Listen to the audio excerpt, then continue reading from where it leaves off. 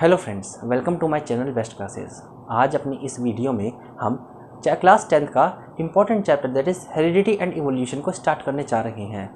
इस पूरी वीडियो में हम वन शॉट में इस चैप्टर को कवर करेंगे। बहुत बेसिक से एडवांस तक हम इस पर्टिकुलरली हर कॉन्सेप्ट को समझने की कोशिश करेंगे। यहाँ पे हमने पर्टिकुलरली हर कॉन्सेप्ट को अच्छी तरीके से समझने की कोशिश की है। साथ ही साथ में हम यहाँ पे ये भी देखेंगे कि पर्टिकुलरली मैंने आपसे यहाँ पे कुछ क्वेश्चन पूछे हैं वीडियो में, आपको उसका जवाब देना है कमेंट बॉक्स में। अगर आपको इसकी पीडीएफ चाहिए तो आप टेलीग्राम को ज्वाइन कर सकते हो। टेलीग्राम का जो लिंक है वो मैंने आपका कमेंट बॉक्स में डलवा दिया है। साथ ही साथ में आपको वहाँ पे एमसीक्यू, प्रैक्टिस क्वेश्चंस, साथ ही साथ में सीबीएसई के जितने भी सैम्पल पेपर्स होते हैं वो भी आपको वहाँ पर देखने को मिल जाएंगे। अगर आपको ये वीडियो अच्छी लगती है तो वीडियो को आप लाइक कर सकते हैं, वीडियो को साथ ही साथ में चैनल को सब्सक्राइब कर सकते हैं और वीडियो को अपने अदर एस्पिरेंट्स के साथ भी शेयर कर सकते हैं। ऐसी वीडियो अब आपको लगातार यहाँ पर देखने को मिलेगी। वन शॉट वीडियो में हम चीज़ों को यहाँ पर कवर करना भी स्टार्ट करेंगे। ये चैप्टर आप जरूर देखिएगा, 2 से 3 बार इस चैप्टर को आप देखिएगा तो आपके सारे कॉन्सेप्ट यहाँ पे अच्छी तरीके से क्लियर हो जाएंगे। और मैं ये भी गारंटी आपके ले सकता हूँ कि इस वीडियो को देखने के बाद आपको इस चैप्टर के लिए that is heredity and evolution के लिए कोई और बुक या कोई और सोर्स लेने की जरूरत नहीं है। इस वीडियो में मोर देन इनफ चीज़ों को कवर किया है। एनसीईआरटी प्लस सम कुछ एक्स्ट्रा फैक्ट्स भी हमने यहाँ पर कवर किए हैं। तो चलिए स्टार्ट करते हैं और देखिए कैसे आप चीज़ों को समझना स्टार्ट करते हैं। तो चलिए स्टार्ट करते हैं अपनी इस वीडियो को। स्टार्ट करते हैं हम अपने चैप्टर हेरिडिटी एंड इवोल्यूशन को। क्लास 10 बहुत इंपॉर्टेंट चैप्टर हमारा ही रहेगा। तो चलिए चीज़ों को हम स्टार्ट करते हैं। देखिए, अगर बात की जाती है सबसे पहले हम जानेंगे कि हेरिडिटी का मतलब क्या होता है, राइट। क्योंकि हमारा चैप्टर ही इस नाम से स्टार्ट है तो हमें यहाँ पर हेरिडिटी का मतलब समझना पड़ेगा कि हेरिडिटी का हमारा मतलब होता क्या है। तो चलिए स्टार्ट करते हैं। देखिए, अगर हेरिडिटी की बात की जाती है तो हेरिडिटी का बेसिक मतलब जो होता है वो होता है कि हम क्या कर रहे हैं, हम करैक्टर को ट्रांसमिट कर रहे हैं। मतलब करैक्टर को हम ट्रांसमिट कर रहे हैं पेरेंट से पर्टिकुलरली चाइल्ड की तरफ ये बोला जा सकता है कि एक करैक्टर पेरेंट से अपने ऑफ स्प्रिंग पे जा रहा है, मतलब यानी चाइल्ड में जा रहा है। उसे क्या बोला जाता है, उसे हेरिडिटी बोला जाता है। यानी ट्रांसमिशन ऑफ करेक्टर को हम ट्रेट बोलते हैं फ्रॉम द पेरेंट से ऑफ स्प्रिंग में हम उसे क्या बोलते हैं, यहाँ पे हेरिडिटी बोलते हैं, राइट। हमने एक चीज़ और पढ़ी है यहाँ पे कि जो सारी इन्फॉर्मेशन प्रेजेंट रहती है वो हमारी इन्फॉर्मेशन गैमीट्स में प्रेजेंट रहती है, राइट, गैमीट्स में। और यही गैमीट्स आगे जाके पर्सन टू पर्सन क्या होती है, ट्रांसमिट होती है, राइट। दैट इज ये पेरेंट से यही गैमीट आगे जाती हैं और ये आगे जाके ये इन्फॉर्मेशन चाइल्ड में जाके लेके जाती हैं, राइट। तो हमने क्या पढ़ा, हमने पढ़ा हेरिडिटी होती क्या है, यानी करेक्टर का ट्रांसमिट होना पेरेंट से पर्टिकुलरली ऑफ स्प्रिंग में, हम उसे क्या बोलते हैं यहाँ पर, हेरिडिटी बोलते हैं, राइट। अब हम हेरिडिटी के बाद जानते हैं वेरिएशन क्या होता है, क्योंकि ये वर्ड भी लगातार इस्तेमाल होता है वेरिएशन के बारे में।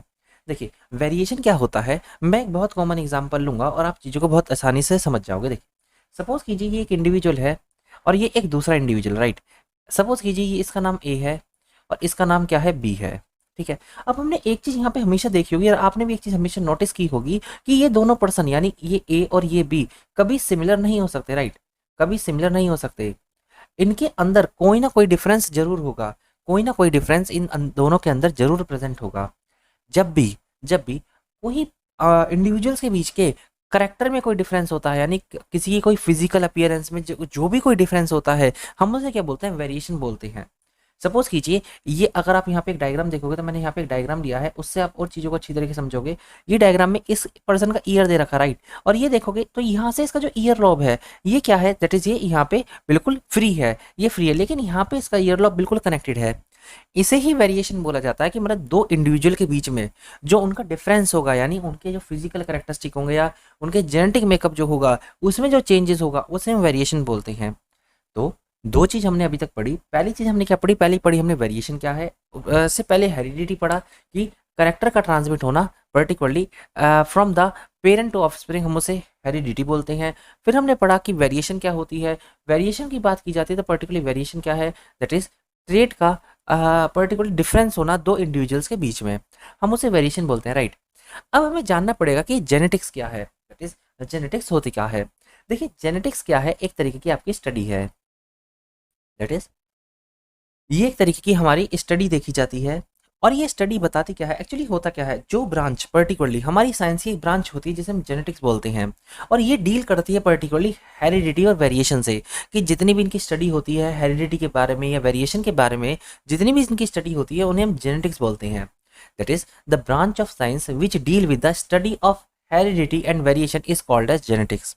हम उसे यहाँ पे क्या बोलते हैं, जेनेटिक्स बोलते हैं। सो हमने तीन चीज़ पढ़ी, पहला हमने हेरिडिटी पढ़ा, दूसरा हमने वेरिएशन पढ़ा, और हमने तीसरी चीज़ अब जेनेटिक्स पढ़ी है कि जेनेटिक्स क्या है, एक तरीके का पर्टिकुलरली एक साइंस है जिसके अंदर हम हेरिडिटी के बारे में और वेरिएशन के बारे में पढ़ते हैं। अब हमारी बुक में यानी हमारी एनसीईआरटी में एक नाम दिया गया है जिन जो बहुत ज़्यादा इंपॉर्टेंट है, जिनका नाम है ग्रिगोर जॉन मेंडल। ऑल्दो हम इनके बारे में अभी आगे भी पढ़ेंगे, लेकिन इनके बारे में ये जानना बहुत ज़्यादा ज़रूरी है, ये है कौन। देखिए, इन्होंने सबसे पहली बार हेरिडिटी और वेरिएशन के बारे में पढ़ाई की थी, that is Grigor John Mendel ने। इसीलिए इन्हें फादर ऑफ जेनेटिक्स से बोला जाता है। क्या नाम है इनका, that is Grigor John Mendel. इन्हें फादर बोला जाता है, किसका फादर बोला जाता है, दैट इज जेनेटिक्स का फादर इन्हें यहाँ पर बोला जाता है। ठीक है, तो हम साथ साथ रिवाइज भी करते चलेंगे कि हमें आगे जाके कोई प्रॉब्लम ना हो। हमने अभी तक क्या क्या चीज़ें पढ़ी है, देखिए हमने पहला पढ़ा पर्टिकुलरली किसके बारे में, दैट इज हेरिडिटी के बारे में, राइट, हेरिडिटी। अब हेरिडिटी आप मुझे खुद बताइए क्या था। हेरिडिटी था दैट इज ट्रांसमिशन होना, ट्रांसमिशन होना, किसका ट्रांसमिशन होना, करेक्टर का ट्रांसमिशन होना, करेक्टर का। और हमने करेक्टर को क्या बोला था, करेक्टर को हमने यहाँ पर ट्रेट भी बोला था, राइट, ट्रेट। ठीक है, अब फिर हमने दूसरी चीज़ पढ़ी वेरिएशन, वेरिएशन। अब वेरिएशन में हमने क्या पढ़ा है, वेरिएशन में हमने पढ़ा दैट इज वेरिएशन क्या है, वेरिएशन पर्टिकुलरली डिफरेंस है, difference between the individual trait, right, difference between the individual. हमने इंडिविजुअल के बीच में जो डिफरेंस देखे ट्रेट्स में, उसे हमने क्या बोला, दैट इज वेरिएशन बोला। और तीसरा हमने पढ़ा जेनेटिक्स के बारे में, कि जेनेटिक्स क्या है, एक तरीके की स्टडी है जो किससे डील करती है, पर्टिकुलरली हेरिडिटी से, और वेरिएशन से क्या करती है, डील करती है, राइट, हेरिडिटी और वेरिएशन से ये डील करती है। और पर्टिकुलरली जेनेटिक्स के जो फादर हैं उनका नाम क्या है, उनका नाम है that is Grigor John Mendel. मैं उम्मीद करता हूँ कि यहाँ तक की चीज़ें आपको बहुत अच्छी तरीके से समझ में आई होगी, राइट। अब हम थोड़ा आगे चलते हैं और चीज़ों को और अच्छी तरीके से समझने की कोशिश करते हैं। देखिए, हमें यहाँ पे एक चीज़ पढ़नी है, पर्टिकुलरली हमारी पर्टिकुलर पर्सन के पास दो तरीके के ट्रेट होते हैं, यानी दो तरीके के करेक्टर होते हैं। पहला करेक्टर वो आता है जो पर्टिकुलरली हम अपने आप खुद जनरेट करते हैं, मतलब हमें अपने पेरेंट्स से वो करेक्टर नहीं मिला, उसे हम बोलते हैं एक्वायर ट्रेट। दैट इज वो करेक्टर जो हमें अपने पेरेंट्स से नहीं मिला, हमने उसे अपने आप ही जनरेट किया है, उसे हम क्या बोलते हैं, एक्वायर ट्रेट बोलते हैं। जैसे जैसे कार को ड्राइव करना, राइट, सपोज करो आपके पेरेंट्स को कार ड्राइव करनी आती है, पर आपको कार ड्राइव करना नहीं आता अभी। ठीक है, ऐसे करेक्टर जो आपके पेरेंट्स मतलब हमें वो इनहेरिटेड नहीं हुए, हमने वो करेक्टर खुद बनाए हैं अपने आप। फॉर एग्जाम्पल आप ये कहिए कि आपको साइकिल चलानी आती है, बट आपका जो ब्रदर है उसे साइकिल चलानी नहीं आती, लेकिन आप दोनों पर्टिकुलरली एक ही पेरेंट्स के हो, तब भी एक ब्रदर को साइकिल चलानी आती है और दूसरे को नहीं आती। तो यही बात यहाँ पे बोली गई है कि कुछ करेक्टर ऐसे होते हैं जो इनहेरिट नहीं होते, और ये पर्टिकुलरली एक्वायर होते हैं बर्थ के बाद। जैसे गाड़ी का चलाना, ड्राइविंग ऑफ अ कार, या ड्राइविंग या साइकिल का चलाना, साइकिल का। तो इन करेक्टर को जो कि पर्टिकुलरली ट्रांसमिटेड नहीं होते दूसरी जनरेशन में, और ये करेक्टर खुद बनते हैं, उन्हें बोला जाता है acquired trait. So these trait are not inherited and not transmitted to the next generation. ये अपने आप ही एक्वायर होते हैं बर्थ के समय। अब बर्थ के बाद हम इन्हें खुद सीखते हैं, जैसे गाड़ी को चलाना या पर्टिकुलरली जैसे साइकिल का चलाना, इन सब चीज़ों को हम यहाँ पे एग्जाम्पल ले सकते हैं। ठीक है, इससे बिल्कुल अलग जो आता है वो आता है आपका इनहेरिटेड ट्रेट। ये कौन से ट्रेट हैं, ये वो ट्रेट हैं जो हम अपने पेरेंट्स से लेते हैं। That is these traits are can be inherited as well as transmitted to the next generation. जो हमने अपने पेरेंट्स से लिए और हम इसे अब क्या कर देंगे, आगे भेज देंगे, यानी अपने चाइल्ड में इस ट्रेट को आगे ट्रांसफर कर देंगे। एग्जाम्पल जैसे आई का कलर, जैसे स्किन का कलर, या हाइट हो गया, जैसे हाइट।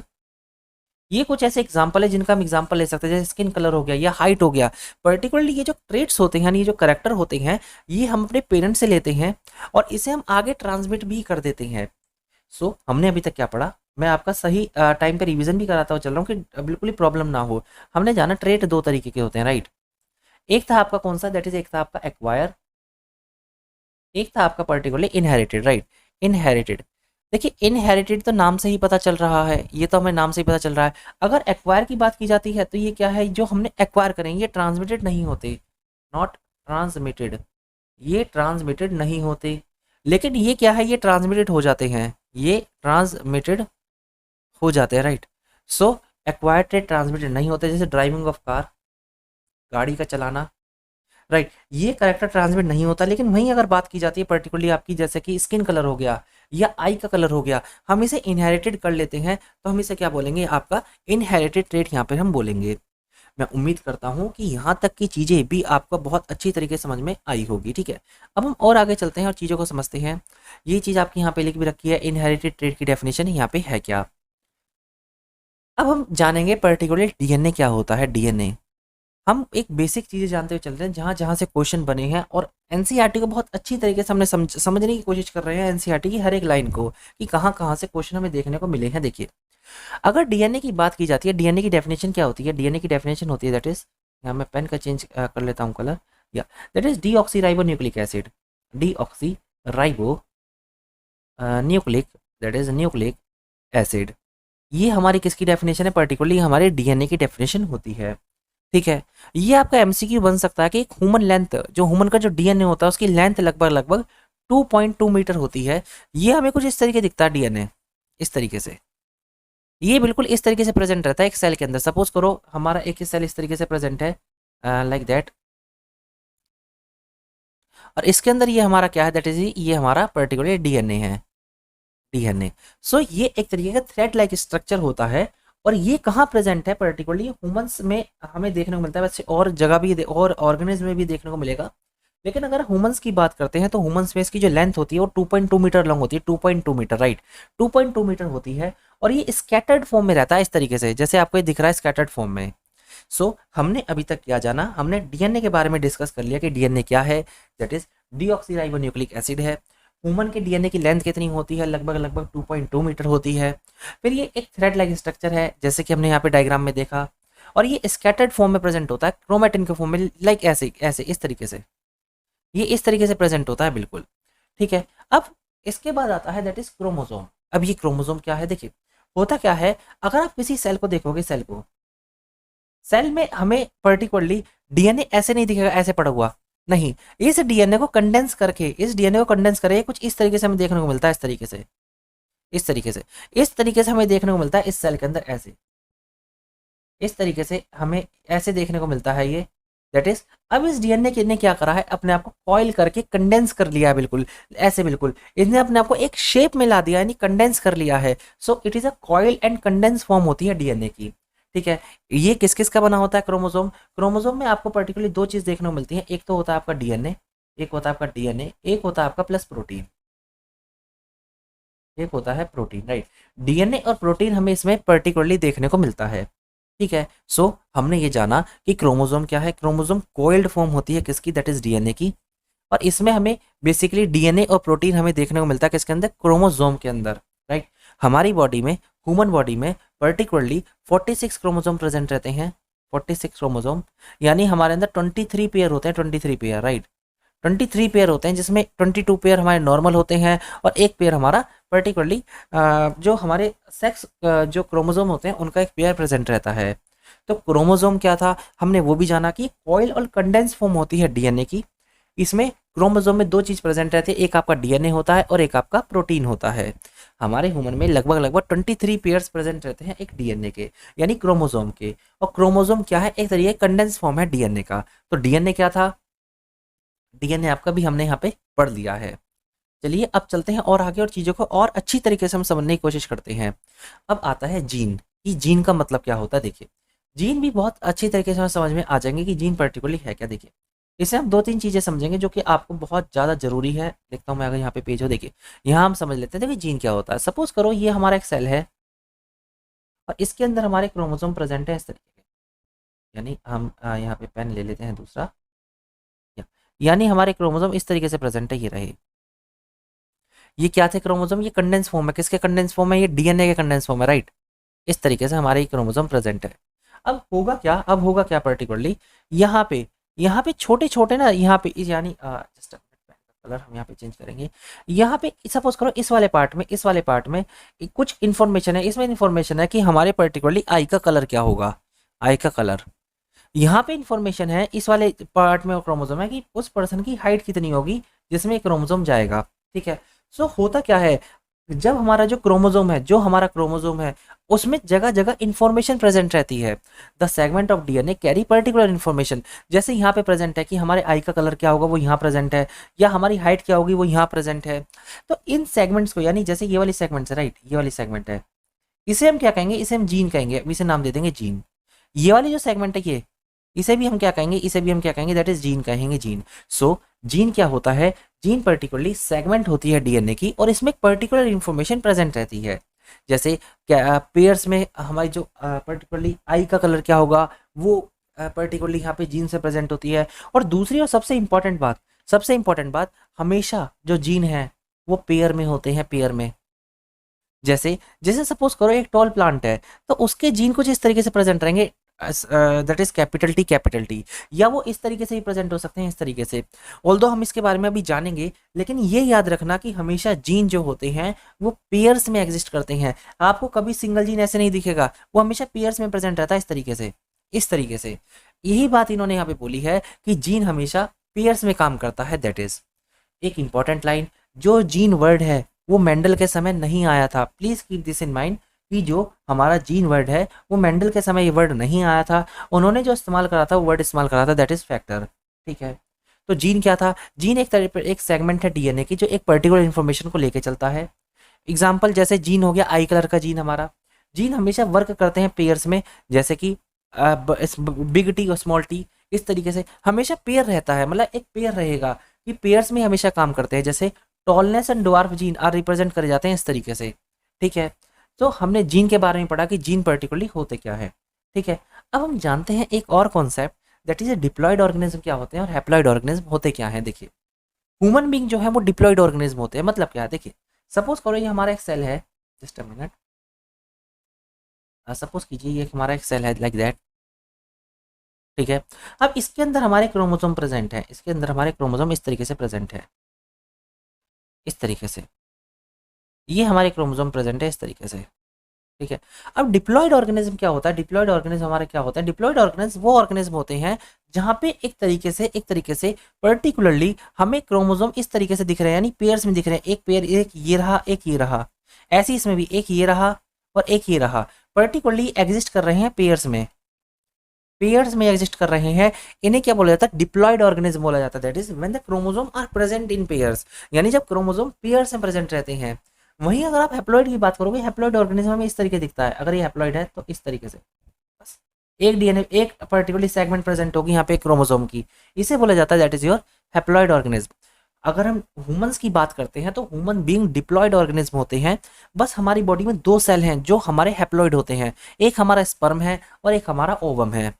सो डिप्लॉयड ऑर्गेनिज्म पता चला, डिप्लॉयड ऑर्गेनिज्म क्या होते हैं, पर्टिकुलरली हमारी बॉडी में जब क्रोमोसोम इस तरीके से प्रेजेंट है, यानी पेयर्स में इस तरीके से प्रेजेंट है, तो इन्हें डिप्लॉयड ऑर्गेनिज्म बोला जाता है।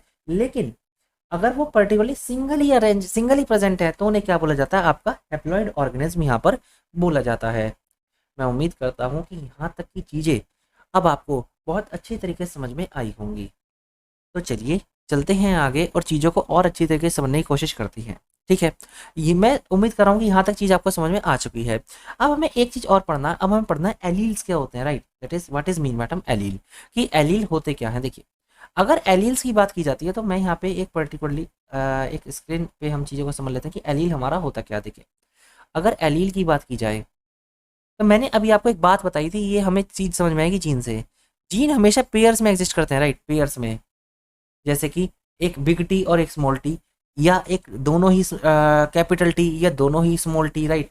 हमेशा मैंने बताया कि हमेशा ये पेयर्स में एग्जिस्ट करते हैं।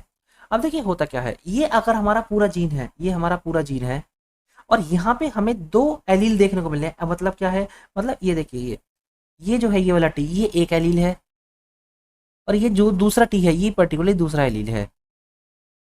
ये ऐसे इसमें देखोगे ये एक एलील है और ये क्या है, हमारा दूसरा एलील है। कहने का मतलब क्या है, कहने का मतलब ये है कि एक जीन के अंदर पर्टिकुलरली दो कैरेक्टर प्रेजेंट होते हैं। जैसे ये बिग टी जो है ये रिप्रेजेंट कर रहा है टॉल को, और ये जो स्मॉल टी है रिप्रेजेंट कर रहा है शॉर्ट को, ठीक है। ऐसे ही यहाँ पे दोनों जो है टी टी ये रिप्रेजेंट कर रहे हैं टॉल को, और यहाँ पे दोनों स्मॉल टी किसको रिप्रेजेंट कर रहे हैं, दैट इज शॉर्ट को, ठीक है। मेरे कहने का क्या मतलब है कि जीन में हमेशा दो एलील प्रेजेंट रहते हैं। मे बी ये दोनों एलील सेम हो सकते हैं, जैसे यहाँ पे दोनों सेम है, और मे बी ये दोनों डिफरेंट हो सकते हैं, ठीक है। अगर सेम है तो ये चीज़ तो क्लियर है कि अगर ये सेम है तो प्लांट पर्टिकुलरली शॉर्ट ही होगा। जैसे यहाँ पे दोनों बड़े टी है तो प्लांट पर्टिकुलरली टॉल ही होगा। लेकिन जो मेन चीज जो मतलब प्रॉब्लम आती है वो आती है यहाँ पे इस वाले केस में, कि यहाँ पे प्लांट क्या आपका टॉल होगा या ये प्लांट आपका शॉर्ट होगा। प्रॉब्लम हमारे यहाँ पे मेन चीज देखने को मिलती है।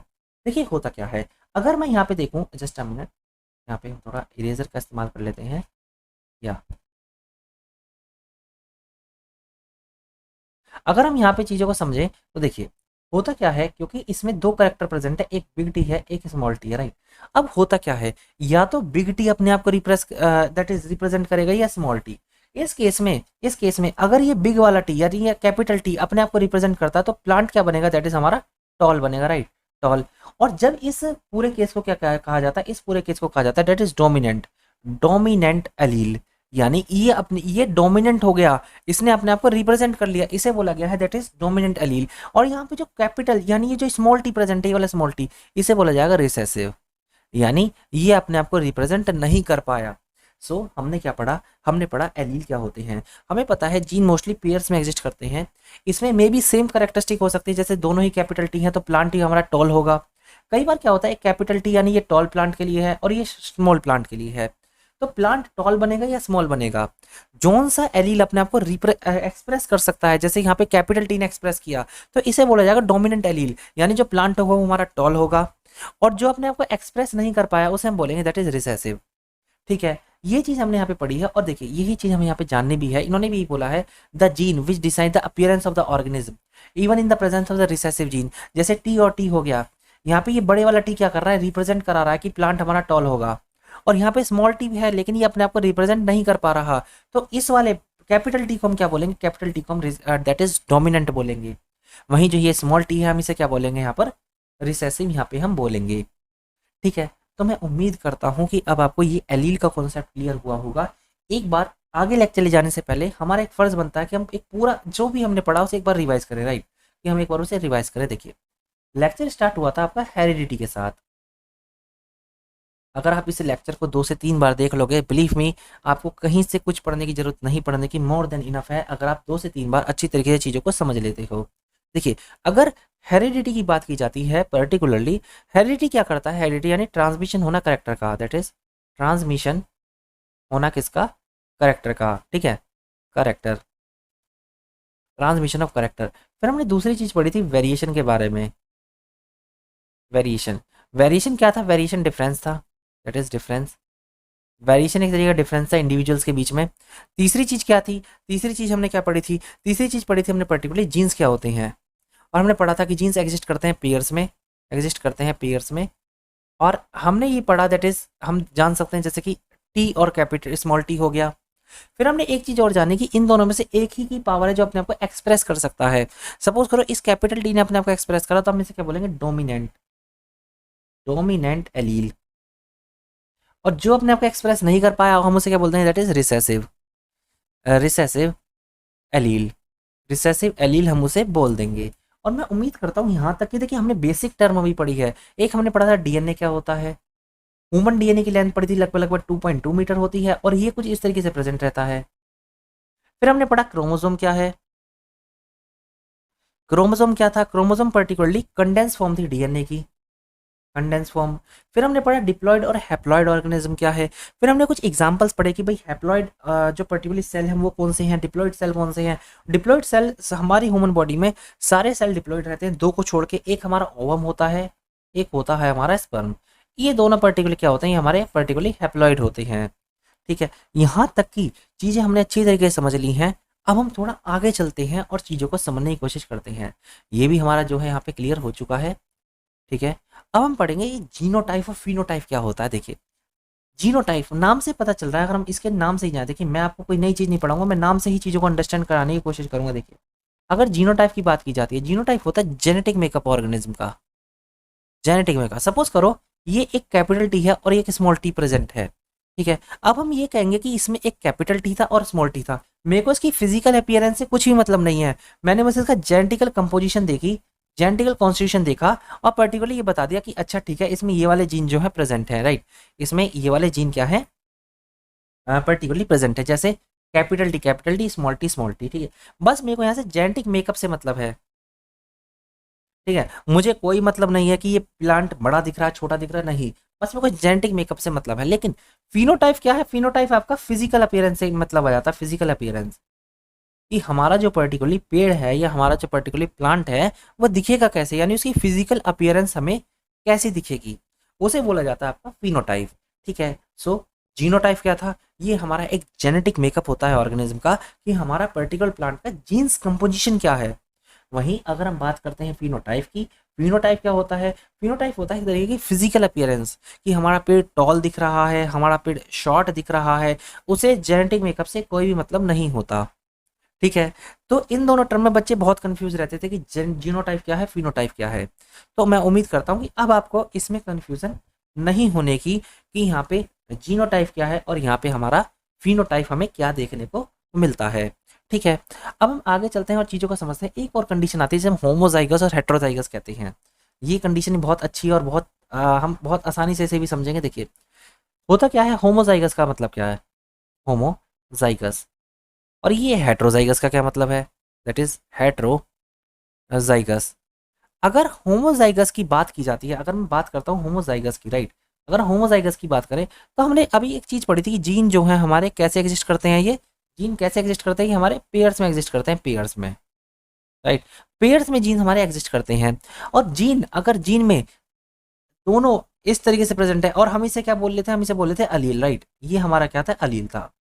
अब हमें बात करनी है होमोजाइगस के बारे में, कि ये होमोजाइगस होता क्या है। देखिए जब एक जीन के अंदर दोनों अलील सेम हो, जैसे इस तरीके से या इस तरीके से, मतलब दोनों अलील एक जीन के अंदर सेम है बिल्कुल, इस कंडीशन को होमोजाइगस कंडीशन बोला जाता है। कि जब एक क्रोमोजो एक पर्टिकुलरली होमोजाइगस कंडीशन वो है कि एक जीन के अंदर जो दोनों अलील है वो दोनों सेम है, या तो वो ये है या वो दोनों ये है, मतलब दोनों सेम है, उनकी कंपोजिशन सेम है, तो उसे होमोजाइगस कंडीशन बोला जाता है। हेट्रोजाइगस क्या होता है, हेट्रोजाइगस होता है कि एक हमारा कैपिटल टी है और एक हमारा स्मॉल टी है, या एक हमारा पर्टिकुलर, या इस कंडीशन को हम क्या बोलेंगे, हेट्रोजाइगस बोलेंगे। इन्होंने भी यही बात यहाँ पे बोली है कि जब एलील सेम होंगे जैसे ये, इसे हम होमोजाइगस बोलेंगे, और हेट्रोजाइगस क्या है, जब दोनों एलील डिफरेंट होंगे जैसे ये। सो मैं उम्मीद करता हूँ कि आप होमो देखिए टर्म ये बहुत छोटी छोटी हैं, होमोजाइगस हेट्रोजाइगस ये बहुत छोटी टर्म्स है, और यह जीनोटाइप हो गया, फिनोटाइप हो गया, लेकिन अगर पेपर में आ जाती है और अगर आपके बेसिक क्लियर नहीं है तो आप इनके आंसर नहीं दे पाओगे, राइट। तो मैं उम्मीद करता हूँ कि अब आपकी ये चीज़ें क्लियर हो गई होंगी, राइट। तो चलिए चलते हैं आगे। अब हम जानेंगे ग्रीगोर जॉन मेंडल कौन थे। देखिए इन्हें मैंने इनके बारे में अभी आपको शायद पहले ही बताया कि ये कौन कहलाए जाते हैं, फादर कहलाए जाते हैं genetics, right, he is a father of genetics. देखिए इन्होंने ये पर्टिकुलरली अगर हम देखें तो इनकी जो, अगर आप देखोगे तो इन्होंने बोला है कि ये फेल हुए थे एग्जाम में, और ये पर्टिकुलरली पास नहीं कर पाए थे एग्जाम को, ये फेल हुए थे एग्जाम में, लेकिन आज इन्हें पर्टिकुलरली फादर बोला जाता है जेनेटिक्स का, क्योंकि इनका इंटरेस्ट था कहीं ना कहीं जेनेटिक्स में, राइट। और इन्होंने एक पी प्लांट लिया था, पी प्लांट लिया था, जिससे इन्होंने अपनी सारी डिस्कवरी को किया था, सारी डिस्कवरी, चाहे वो मोनो हाइब्रिड क्रॉस है या अपने लॉज जो इन्होंने दिए हैं जो हम अभी आगे पढ़ेंगे, उन सब के बारे में पर्टिकुलरली इन्होंने इस्तेमाल करा था पी प्लांट को। यानी पी प्लांट की मदद से ही इन्होंने अपना सारी चीज़ें करने की कोशिश की हैं, राइट। तो ग्रीगोर जॉन मेंडल कौन थे, पर्टिकुलरली एक पर्सन थे, ये पर्टिकुलरली फादर कहलाए जाते हैं जेनेटिक्स के। ये पर्टिकुलरली इन्होंने पी प्लांट से अपने एक्सपेरिमेंट को किया है।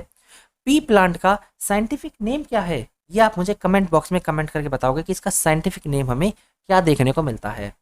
फिर हमने ये पढ़ा कि पर्टिकुलरली इन्होंने कुछ लॉ ऑफ इनहेरिटेंस दिए थे जो हम अभी आगे जाके डिस्कस करेंगे, ठीक है। और ग्रीगोर जॉन मेंडल को ही फादर ऑफ जेनेटिक्स भी यहाँ पर बोला जाता है, राइट, कि इन्हें यहाँ पर फादर ऑफ जेनेटिक्स का भी दर्जा दिया गया है, राइट। तो चलिए चलते हैं आगे और अब मेन चीज़ों को समझने की कोशिश करते हैं जो हमारा मेन चैप्टर यहाँ से हैगा, ठीक है। अब हम जानेंगे सबसे पहले मोनो हाइब्रिड क्रॉस क्या है, जो कि बहुत ज़्यादा इंपॉर्टेंट है, हर बार इससे 1 से 2 क्वेश्चन देखने को हमें मिलते ही मिलते हैं मोनो हाइब्रिड क्रॉस के बारे में। तो चलिए स्टार्ट करते हैं मोनो हाइब्रिड क्रॉस को। मोनो हाइब्रिड क्रॉस की अगर बात की जाती है तो इस क्रॉस में हम एक करेक्टर लेते हैं, यानी हम इसमें एक करेक्टर लेंगे। जैसे एग्जांपल के तौर पे हम यहाँ पे एक मोनो हाइब्रिड क्रॉस बना के देखेंगे पर्टिकुलरली, और उससे हमें जो है हमारे सारे डाउट यहाँ पर क्लियर हो जाएंगे, राइट। तो चलिए देखते हैं एक मोनो हाइब्रिड क्रॉस को। मैंने क्या माना, मैंने यहाँ पे माना कि एक पर्टिकुलरली यहाँ पर पेरेंट्स हैं और जिनके पर्टिकुलरली क्या है, ये पर्टिकुलरली टॉल है, दैट इज टॉल, और ये यहाँ पे क्या है, दैट इज हमारे हम यहाँ कह सकते हैं डवार्फ है, ठीक है। अब हमें टॉल को रिप्रेजेंट करने के लिए, यानी टॉल को रिप्रेजेंट करने के लिए जो सिंबल्स का हमने यहाँ पे इस्तेमाल किया वो किया, दैट इज कैपिटल टी, और यहाँ पे डवार्फ को हमने देखने के लिए रिप्रेजेंट करने के लिए लिया, दैट इज स्मॉल टी।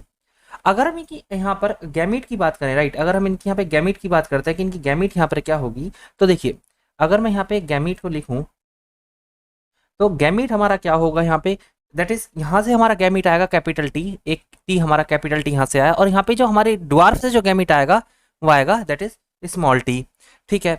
अब इन दोनों का हमने क्या करा दिया, आगे जाके फर्टिलाइजेशन करा दिया। इन दोनों का हमने क्या करा, फर्टिलाइजेशन यहाँ पे करा दिया। सो हमने यहाँ पे फर्टिलाइजेशन कराया है, तो हमारे यहाँ पे जो जनरेशन बन के आई दैट इज क्या बन के आई, कैपिटल टी स्मॉल टी। अब हमने एक चीज पढ़ी थी यहाँ पे, अपने आप को एक्सप्रेस कौन कर पा रहा है, that is capital T express कर पा रहा है। तो ये क्या है, हमारा पर्टिकुलरली एक तरीके का टॉल प्लांट है, ये हमारा टॉल प्लांट हमें देखने को मिला। और इसी जनरेशन को हम F1 जनरेशन कहते हैं, F1 जनरेशन, जैसे हम फीलियल जनरेशन नहीं बोल देते हैं, या F1 जनरेशन हम इसे बोलते हैं, ठीक है। अब हमारा यहाँ तक बन चुका है, यानी पर्टिकुलरली हम यहाँ तक पहुंच चुके हैं और हमने यहाँ तक चीज जान भी ली है कि पर्टिकुलरली बना कैसे, राइट। दैट इज ये हमें कैसे देखने को मिला है, हमारा कैपिटल टी और स्मॉल टी जो कि टॉल प्लांट है। और ये कंडीशन कौन सी है, आप मुझे कमेंट बॉक्स में कमेंट करके बताओगे कि ये होमोजाइगस कंडीशन है या ये हेट्रोजाइगस कंडीशन है, ठीक है। अब हम आगे चलते हैं, देखिए हमारा क्या यहाँ पे आया, दैट इज हमारा एक कैपिटल टी आया है, एक स्मॉल टी आया है।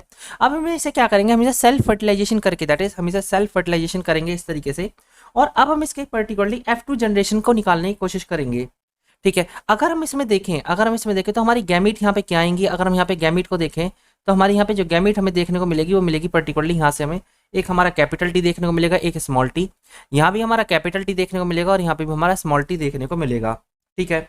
अब हमें यहाँ पे F2 जनरेशन को रिप्रेजेंट करना है, F2 जनरेशन को रिप्रेजेंट करना है। F2 जनरेशन को रिप्रेजेंट करने के लिए हम यहाँ पे एक स्क्वायर बनाएंगे, जिसे हम पुनेट स्क्वायर बोलते हैं, इस तरीके का, इस तरीके का हमने यहाँ पे एक स्क्वायर बनाया लाइक दैट, और हमने इस तरीके से हम बनाएंगे, क्योंकि हमें पुनेट स्क्वायर में ही चीज़ों को रिप्रेजेंट करना पड़ता है F2 जनरेशन को, ठीक है। एक जो हमारा कैपिटल टी था हमने यहाँ लिखा, एक हमने स्मॉल टी यहाँ लिखा, ऐसे ही हमने एक कैपिटल टी यहाँ लिखा और एक हमने स्मॉल टी यहाँ लिखा, ठीक है। अब हम क्या करेंगे, अब हम इन दोनों को जब हम, क्योंकि हमें F2 जनरेशन निकालनी, तो हम इन दोनों को, दैट इज इन दोनों को यहाँ लिखेंगे कैपिटल टी, फिर इस वाले टी को और स्मॉल टी को यहाँ लिखेंगे, that is capital T small T. ऐसे ही हम यहाँ पे कैपिटल टी और स्मॉल टी को यहाँ लिखेंगे और यहाँ पे फिर हम स्मॉल टी और स्मॉल टी को यानी यहाँ लिखेंगे, ठीक है। तो ये हमारी एक F2 जनरेशन बन के आई है। और अगर हम ये देखें कि ये इनकी पर्टिकुलरली ये दिखेंगे कैसे, तो अगर मैं देखूँ ये हमें कैसा दिखेगा, ये पर्टिकुलरली हमें टॉल दिखेगा, ये भी हमें कैसा दिखेगा, ये भी हमें टॉल दिखेगा, क्योंकि यहाँ पे कैपिटल टी यानी टॉल वाला करेक्टर क्या है, डोमिनेंट है, ये भी टॉल है, और ये हमारा क्या दिखेगा, ड्वार्फ दिखेगा, दैट इज ड्वार्फ, ठीक है। अब हमें इसकी जाननी पड़ेगी, दैट इज फिनोटाइपिक रेशियो क्या है और जीनोटाइपिक रेशियो क्या है। सो हम अब जानते हैं कि इसकी फिनोटाइपिक रेशियो क्या है। फिनोटाइपिक का मतलब क्या था कि पर्टिकुलर टॉल प्लांट कितने हैं और पर्टिकुलरली ड्वार्फ प्लांट कितने हैं F2 जनरेशन में। तो देखिए ये भी टॉल है, ये भी टॉल है और ये भी टॉल है, यानी 3 प्लांट तो हमारे टॉल हैं। और ड्वार्फ की बात की जाती है, ड्वार्फ हमारा एक है, दैट इज ये वाला हमारा ड्वार्फ है। फिनोटाइपिक जनरेशन ने पहले ही पढ़ी थी, पर्टिकुलरली फिजिकल अपीयरेंस है, ठीक है। अब अगर बात हम करते हैं जीनोटाइप के बारे में, जीनोटाइप के बारे में, तो अगर जीनोटाइप के बारे में बात की जाती है तो हमें यहाँ पे जेनेटिक कंपोजिशन को देखना है, ठीक है। तो एक क्या था हमारा कैपिटल टी, एक क्या था कैपिटल टी स्मॉल टी, और एक क्या था स्मॉल टी, राइट। ये हमारी क्या था पर्टिकुलरली यहाँ पे प्रेजेंट है। कैपिटल टी को देखें तो हमारा कितनी बार बना है, ये एक बार बना है। स्मॉल टी को देखें तो एक बार ये है, एक बार ये है, 2 बार ये है, ठीक है। और स्मॉल टी को देखें तो ये हमारा एक बार है। तो ये हमारी जीनोटाइपिक रेशियो आ गई। सो हमने क्या पढ़ा, देखिए हमने मोनोहाइब्रिड क्रॉस समझा। मोनोहाइब्रिड क्रॉस में हमने एक करेक्टर को लिया, दैट इज टॉलनेस और शॉर्ट ड्वार्फनेस को। हमने उसकी गैमेट निकाल के यहाँ पे F1 जनरेशन निकाली उसकी। फिर F1 जनरेशन को हमने क्या कराया यहाँ पे, हमने पर्टिकुलरली यहाँ पे उसे आपस में सेल्फ फर्टिलाइज कराया। फिर हमने उसकी गैमेट निकाली, अगेन ये गैमेट्स हैं, और फिर हमने उसका क्या निकाला, दैट इज F2 जनरेशन निकाला यहाँ पे। और F2 जनरेशन के बाद हमने अपना फिनोटाइपिक रेशियो और जीनोटाइपिक रेशियो यहाँ पर निकालने की कोशिश की है। ये होता है हमारा मोनोहाइब्रिड क्रॉस। क्या हम एक और एग्जांपल ले सकते हैं? हाँ, देखिए मैं आपको एक और एग्जांपल लेके समझाऊंगा जिससे कि आपको चीजें और अच्छी तरीके से समझ में आए और आपका कोई डाउट यहाँ पे ना रहे, राइट। तो मैं एक और यहाँ पे एग्जांपल ले लेता हूँ। सपोज कीजिए मैं एग्जांपल ले लेता हूँ, जैसे एक एग्जांपल और है, और पहले आप इसे करके देखिएगा जरूर 1 से 2 बार, और आपको मोनोहाइब्रिड क्रॉस अच्छी तरीके से बनाना आ जाएगा, ठीक है। मैंने यहाँ पे क्या लिया, ब्लू लिया, और मैंने यहाँ पे क्या लिया, पर्टिकुलरली यहाँ पे मैंने व्हाइट लिया, ठीक है। ब्लू को रिप्रेजेंट करा मैंने कैपिटल बी से, और व्हाइट को रिप्रेजेंट किया मैंने स्मॉल बी और स्मॉल बी से, राइट, ठीक है। अब मैंने इनका क्या करा, मैंने कि अगर गैमीट यहाँ पे देखूं, गैमीट, अगर हम इसकी गैमीट यहाँ देखते हैं तो इसके लिए कैपिटल बी यहाँ गैमीट है और इसके लिए यहाँ पे स्मॉल बी यहाँ पर पर्टिकुलरली गैमीट है, ठीक है। अब मैंने इसका क्या कराया, दैट इज यहाँ पे फर्टिलाइजेशन कराया। फर्टिलाइजेशन कराने के बाद यहाँ पे मेरा क्या बन के आया, दैट इज ये हमारी एक हेट्रोजाइगस कंडीशन बन के आई है, जो कि क्या है, ये ब्लू है। क्यों ब्लू है? क्योंकि ये जो बड़े वाला बी यानी कैपिटल बी अपने आप को एक्सप्रेस कर पा रहा है, राइट। ये अपने आप को क्या कर पा रहा है, एक्सप्रेस कर पा रहा है, ठीक है। अब तो हम हमारी क्या है ये जनरेशन, हमारी जनरेशन पर्टिकुलरली F1 जनरेशन है, राइट, F1 जनरेशन, ठीक है। अब इस F1 जनरेशन को फिर हम क्या कराते हैं, सेल्फ फर्टिलाइज कराते हैं पर्टिकुलरली F2 जनरेशन निकालने के लिए, राइट। सो यहाँ पे हम इसे अगले पेज पे करते हैं, या दैट इज एक कैपिटल बी स्मॉल बी को हमने फिर से क्या करा, सेल्फ फर्टिलाइज करा। इसमें 2 गैमीट हमारे निकलेंगे, कैपिटल बी है, एक स्मॉल बी है, यहाँ पे भी कैपिटल बी है और एक हमारा स्मॉल बी है। ये क्या है, हमारी गैमीट है। अब हम बात करते हैं अपनी F2 जनरेशन के बारे में। F2 जनरेशन बनाने के लिए मैंने क्या बताया था, एक पुनेट स्क्वायर हमें बनाना पड़ता है इस तरीके का, ये हमारा पुनेट स्क्वायर है, ठीक है। पुनेट स्क्वायर से ही हमें चीज़ों को एक्सप्रेस करना, please keep this in mind कि अगर बात करते हैं हम F2 जनरेशन की, तो हम इसी से ही चीज़ों को क्या करते हैं, हम पर्टिकुलरली एक्सप्रेस करते हैं, राइट। सो हमने इस तरीके से बनाया, ओके, जस्ट अ मिनट, या हमने इस तरीके से बना लिया है यहाँ पे अब। सो या सो ये बनाना बहुत ज़रूरी होता है, क्योंकि इससे ही हमें जो है हम अच्छी तरीके जनरेशन को रिप्रेजेंट कर सकते हैं, राइट। अब हम देखते हैं, देखिए हमारे पास एक कैपिटल बी है, एक स्मॉल बी है, फिर एक कैपिटल बी है और फिर हमारा एक स्मॉल बी है, राइट। अब इन दोनों को हम यहाँ लिखेंगे, दैट कैपिटल बी, फिर कैपिटल बी स्मॉल बी, फिर capital B small B and small B and particularly small B, right. ये कौन सा है, अगर हम इसके बारे में देखेंगे, ये क्या है, ये पर्टिकुलरली हमारा ब्लू है, दैट इज ब्लू। ये भी क्या है, ये भी हमारा ब्लू है, क्योंकि बी जो है डोमिनेंट है यहाँ पे, राइट, हमने ये चीज़ पढ़ी है। ये भी ब्लू है, और ये क्या हमारा निकलेगा पर्टिकुलरली, ये हमारा जो निकलेगा वो निकलेगा, that's your white, right, white, ठीक है। अब जरा ये बताओ कि इसकी फिनोटाइपिक जनरेशन क्या होगी और जीनोटाइपिक जनरेशन क्या होगी। तो हमने यहाँ पे फिर एक लाइन खींची और फिर हमने यहाँ पे लिखना शुरू करा कि हमारी फिनोटाइपिक रेशियो क्या है, यानी फिनोटाइपिक रेशियो क्या होगी और जीनोटाइपिक रेशियो क्या होगा, राइट। कि हमारा फिनोटाइपिक रेशियो यहाँ से क्या निकल के आएगा और हमारा जीनोटाइपिक रेशियो यहाँ से क्या निकल के आएगा। देखिए अगर फिनोटाइप की बात की जाती है तो ब्लू लिखेंगे हम यहाँ पे और एक हम लिखेंगे यहाँ पे वाइट, क्योंकि हमें फिनोटाइपिक रेशियो में मेनली जो हम डिपेंड करते हैं वो करते हैं कि हमारा फिजिकल अपीयरेंस क्या आ रही है, राइट। सो ये ब्लू है हमारा पर्टिकुलरली, एक ये भी ब्लू है, ये भी ब्लू है और ये भी ब्लू है, तो 3 तो हमारे ब्लू आएंगे और एक हमारा क्या आएगा, वाइट आएगा, राइट। ये हमारी है एक तरीके की फिनोटाइपिक रेशियो। अगर वहीं हम जीनोटाइपिक की बात करें, जीनोटाइपिक जीनोटाइपिक मतलब genetic composition, particularly capital B कितने होंगे, कैपिटल बी स्मॉल बी कितने होंगे और स्मॉल बी कितने होंगे। देखिए कैपिटल बी कितने हैं यहाँ पे पर्टिकुलरली हमारे यहाँ पर एक है, ठीक है। इस कैपिटल बी स्मॉल बी कितने हैं, 2 हैं, और पर्टिकुलरली स्मॉल बी क्या है, 1 है। सो हमने मोनोहाइब्रिड क्रॉस को बहुत ही अच्छी तरीके से समझने की कोशिश की है। हमने यहाँ पर 2 एग्जाम्पल लिए हैं, 2 एग्जाम्पल हमने यहाँ पर लिए हैं कि हम कैसे मोनोहाइब्रिड क्रॉस को पढ़ सकते हैं, और दोनों एग्जाम्पल से ही हमने बहुत अच्छी तरीके से समझा है। और मैं उम्मीद करता हूँ कि अब आपको चीज़ें बहुत अच्छी तरीके से समझ में आई होंगी, राइट। तो देखिए अब हमें हुआ क्या था, मेंडल ने कुछ लॉ दिए थे। फर्स्ट लॉ हमारा था that is law of dominance, बहुत इंपॉर्टेंट लॉ है, लगातार इससे भी क्वेश्चन देखने को मिलता है कि लॉ ऑफ डोमिनेंस होता क्या है। देखिए when 2 different allele are present only one is dominant and will be express. बहुत इंपॉर्टेंट बात है, बहुत इंपॉर्टेंट बात इन्होंने यहाँ पे कही है। कहा क्या है, देखिए सपोज करो हमारे पास ये एक जीन है और इसके एक पार्ट को हम अलील कहते हैं, राइट, और इसको भी हम क्या कहते हैं, इसे भी हम अलील बोलते हैं, राइट। और इसमें क्या है, देखिए और अगर आप इस प्लांट को दूर से देखोगे तो आपको कि क्या दिखेगा, टॉल दिखेगा। क्यों? क्योंकि कैपिटल टी अपने आप को एक्सप्रेस कर पा रहा है।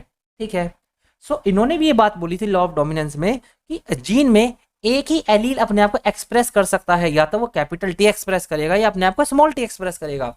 इन्होंने भी ये बोला है कि व्हेन टू डिफरेंट एलील, जैसे कि capital T small T present है, इसमें से एक ही एलील अपने आप को एक्सप्रेस कर सकता है, एक ही एक डोमिनेंट हो सकता है, वही अपने आप को क्या करेगा, एक्सप्रेस यहां पर करेगा। वही बात लॉ ऑफ डोमिनेंस में बोली गई है। ठीक है, अब इन्होंने क्या बोला, एक चीज और, दूसरा लॉ जो इनका आया था वो आया था लॉ ऑफ सेग्रीगेशन। इसमें क्या था, the two allele for each gene are placed in a different gamete. What is mean by term that, suppose ये कैपिटल टी था, ये स्मॉल टी था, ये भी कैपिटल टी था, ये भी स्मॉल टी था, या ठीक है, अब ये जो कैपिटल टी है ये एक अलग गैमेट में रखा जाएगा, ये स्मॉल टी अलग गैमेट में रखा जाएगा। ऐसे ही यहाँ पे कैपिटल टी अलग और स्मॉल टी अलग। हम एग्जाम्पल भी ले सकते हैं, देखिए हमने यहाँ पे एग्जाम्पल भी लिया है कि यहाँ पे ये पूरा एक जीन है, राइट, जीन है, और जीन में कैपिटल भी अलग रखा गया, स्मॉल भी अलग रखा गया, फिर यहाँ पे कैपिटल भी और स्मॉल भी अलग रखा गया। और वही बात इन्होंने यहाँ पर बोली है कि टू अलील में टू अलील ईच जीन के that is capital T small T जैसे यहाँ पर है, इन्हें अलग अलग गैमिट में रखा जाता है। इसे बोला जाता है that is law of segregation. So law of segregation क्या है, जब पर्टिकुलरली हम क्या करते हैं, हमने क्या करा है यहाँ पे, हमने एक जीन के दोनों अलील को जब अलग अलग रखा, जैसे यहाँ पे देखिए एक जीन के दोनों अलील को अलग अलग रखा, तो एक तरीके से भी गैमीट का काम कर रहे हैं, गैमीट का, राइट। तो इसी को हमने क्या बोला, लॉ ऑफ सेग्रीगेशन बोला। ठीक है, तो दो लॉ हमने अभी तक पढ़े, पहला लॉ हमारा था लॉ ऑफ डोमिनेंस और दूसरा था हमारा लॉ ऑफ सेग्रीगेशन।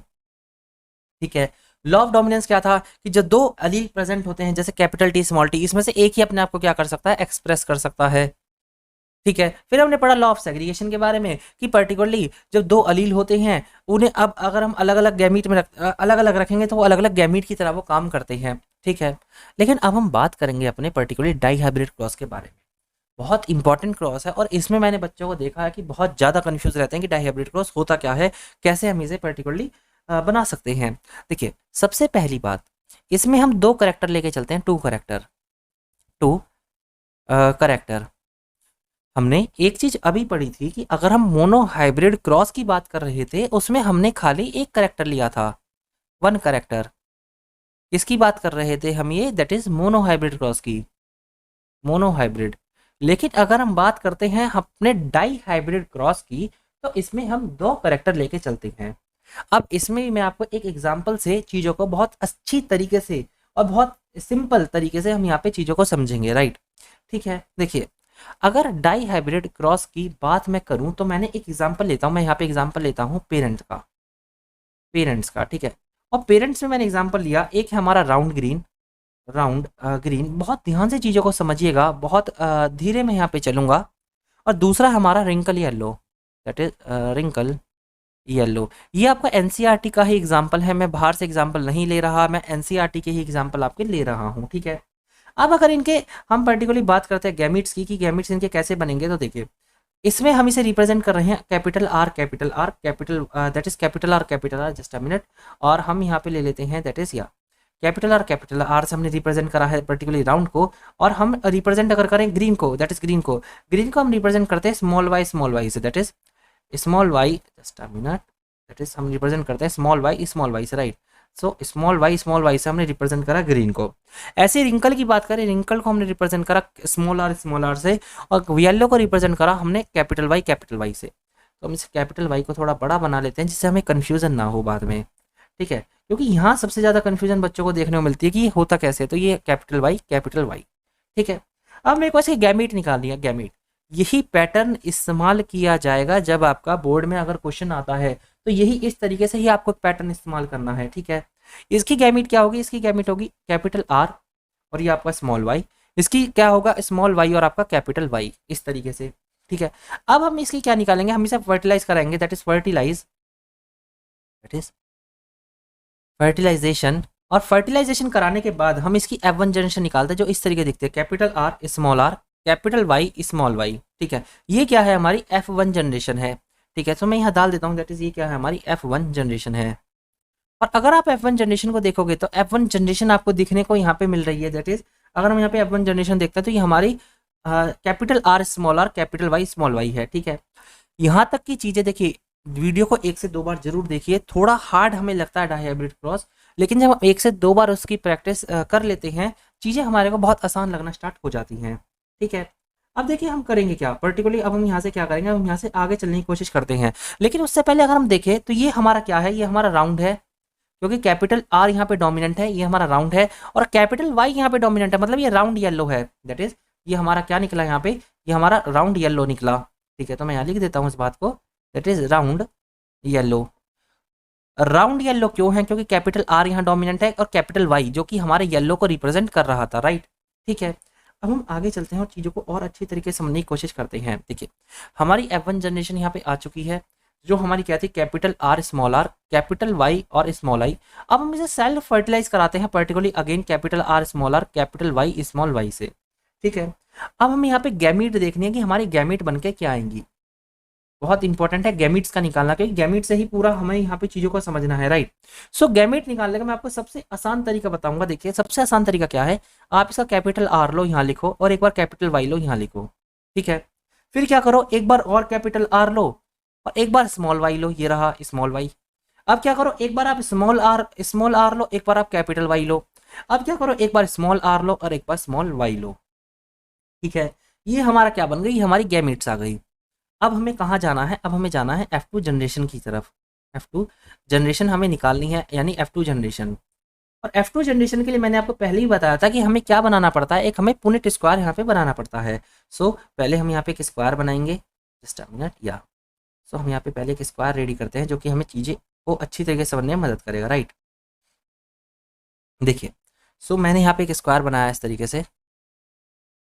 ठीक है, और स्क्वायर ही बनाना, यहाँ बच्चा सबसे ज़्यादा कंफ्यूज होता है कि ये कैसे बनता है, तो इसलिए मैं बहुत ही ज़्यादा स्लो यहाँ पे लेके चलूँगा चीज़ों को कि आपको बहुत आसानी से समझ में आ सके, राइट।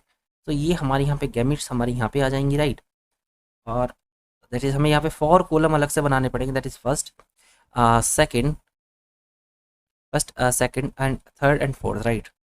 और इस तरीके से हम क्या करेंगे, यहाँ पे पर्टिकुलरली यहाँ पे हम इस तरीके से जगह बनाएंगे यहाँ पे, और हमें पर्टिकुलरली यहाँ पे 4 कॉलम ऐसे बनाने पड़ेंगे, that is first second, that is this is a second. मैं चाहता तो मैं इसकी कॉपी भी ला सकता था, लेकिन आपके सामने से बनाना जरूरी है, तभी आप जाके इसे अच्छी तरीके से समझ पाओगे, राइट। ठीक है, अब देखिए मैं इसे यहाँ से हटा देता हूँ क्योंकि हमारे पास एक्चुअली एक लाइन यहाँ पे है, right. So just a minute, या ये हमारी इस तरीके से हो गया, इस तरीके से ना करके इसे, या और ये हमें अब जो है इस तरीके से दिखेगा, राइट। तो 1 2 and particularly 3 and particularly 4, okay. So हम अपनी यहाँ पे सारी गैमिट हम यहाँ पे लिख देंगे, सारी गैमिट हमारी क्या क्या गैमिट हमारे पास थी वो सारी गैमिट। देखिए हमारे पास गैमिट थी, तो कैपिटल आर था और कैपिटल ही हमारा वाई था। फिर हमारे पास तो क्या था, कैपिटल आर था और एक हमारे पास स्मॉल वाई था। फिर हमारे पास स्मॉल आर था और कैपिटल वाई था। फिर हमारे पास क्या था, स्मॉल आर था और हमारे पास स्मॉल ही वाई था। ऐसी सेम चीज़ हमें यहाँ लिखनी है, that is capital R capital Y, capital R small Y, small R capital Y, और हमारे पास स्मॉल आर और स्मॉल वाई। ये हमने यहाँ पे लिख दिया, राइट। अब हमें चीज़ों को बस हमें अब कुछ नहीं करना, बस हमें हम यहाँ पे इन्हें यहाँ पे इनकी जनरेशन को यहाँ पे लिखना है। तो इन दोनों को हम यहाँ लिखेंगे, दैट इज मैं यहाँ पेन का कलर चेंज कर लेता हूँ तो चीज़ें हमें और अच्छी तरीके से समझ में आएंगी। That is capital R capital Y, ठीक है। कैपिटल आर यहाँ देखिए वाई और small Y, that is capital Y और स्मॉल वाई। ऐसे ही यहाँ पे capital R small R, capital Y capital Y capital Y capital Y, ठीक है। फिर ऐसे ही capital R small R capital Y और स्मॉल वाई, ठीक है। ऐसे ही हमें इस वाली जनरेशन को लिखना है, that is capital R capital Y और आपका स्मॉल वाई, ठीक है। फिर यहाँ से दैट इज कैपिटल आर और स्मॉल वाई और small Y, that is small Y और स्मॉल वाई। फिर ऐसे ही कैपिटल आर स्मॉल आर और फिर आपका कैपिटल वाई और आपका स्मॉल वाई। ऐसे ही यहाँ पे आर है, यहाँ पे दैट इज स्मॉल आर है, कैपिटल आर स्मॉल वाई और स्मॉल वाई, ठीक है।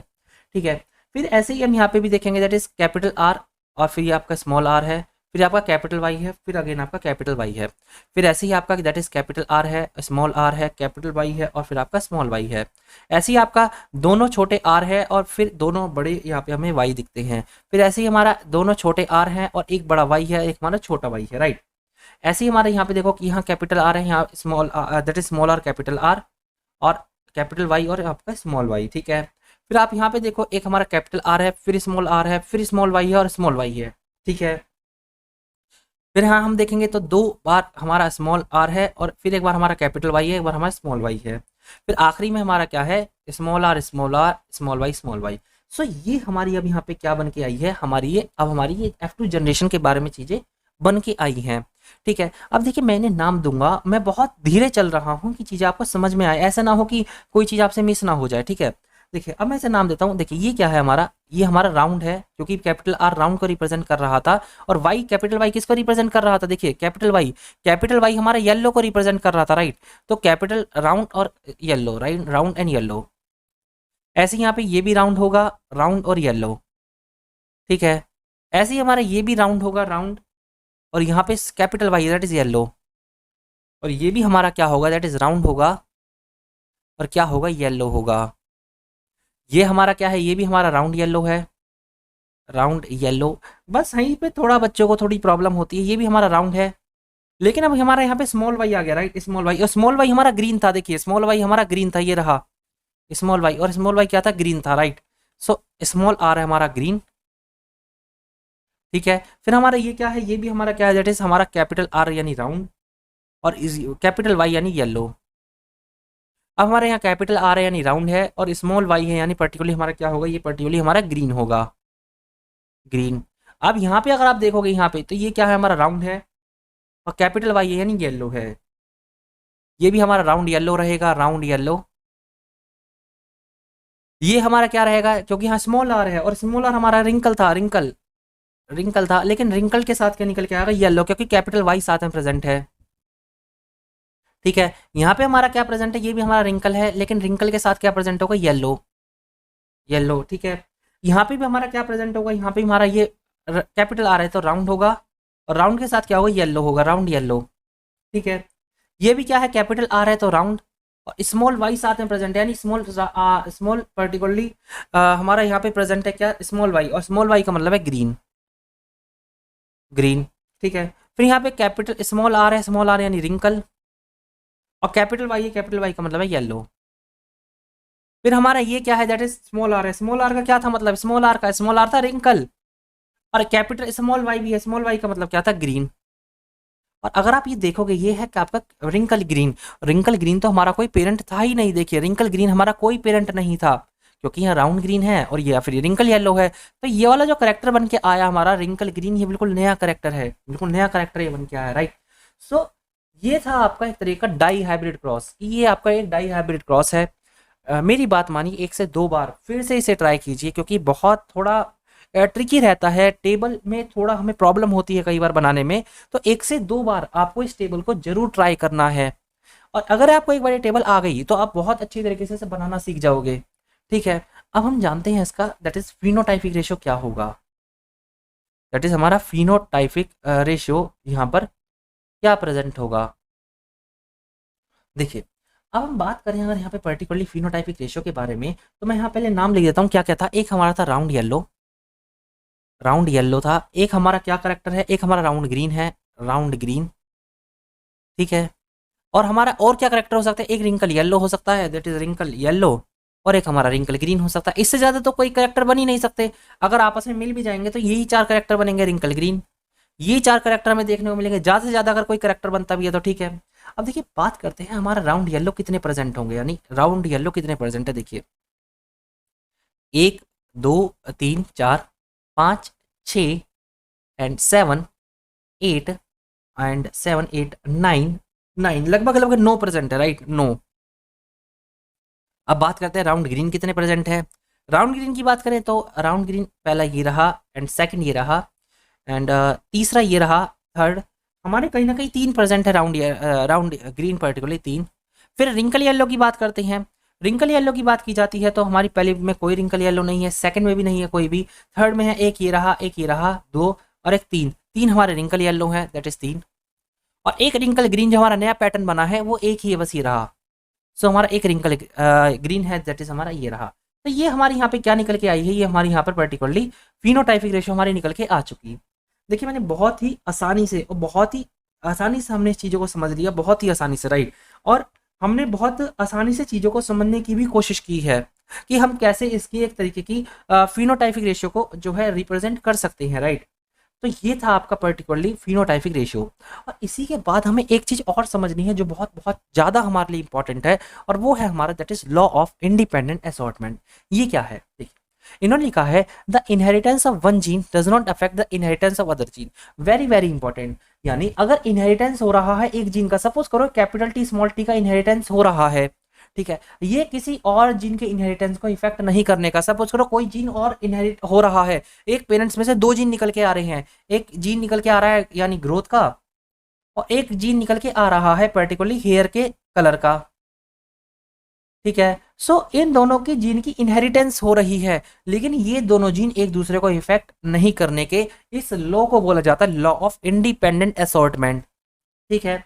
सो हमने अभी तक तीन लॉ को पढ़ा है, राइट। तीन लॉ को हमने पढ़ा, पहले law of independent, law of dominance क्या था, लॉ ऑफ सेग्रीगेशन क्या था, और लॉ ऑफ इंडिपेंडेंस असॉर्टमेंट क्या था, ठीक है। और इन तीनों लॉ को पढ़ने के बाद हमने ये चीज़ अच्छी तरीके से जान ली है कि पर्टिकुलरली हमने बहुत अच्छी तरीके चीज़ों को समझने की कोशिश की है, ठीक है।